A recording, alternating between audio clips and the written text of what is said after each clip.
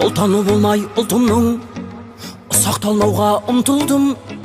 Құлы болмаған құлқынның, пейілі қымбат жұртымның. Мен қазақтың ұлымын. Шуағын төккен қаламның шұғыласынан шаралдым.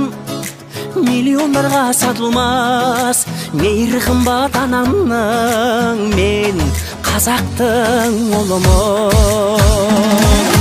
Көтеріп отырды.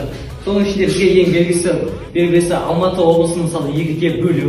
Алматының орталық қаласын Қапшағай, ал екінші бөлігін Жетісу облысы деп атады. Сонымен бірге ұлы зиялыларымыз, біртуар азаматтарымыз туған Семей облысының аймағын Абай облысы деп атауды көздеп, оның орталығын Семей қаласы деп қоятын болды.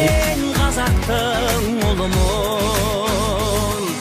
Жұлдызын жисан қаламның, жұпар қымбат таламның. Найза бөгізім кетермен, намысы үшін бабамның. Мен қазақтың ұлымын.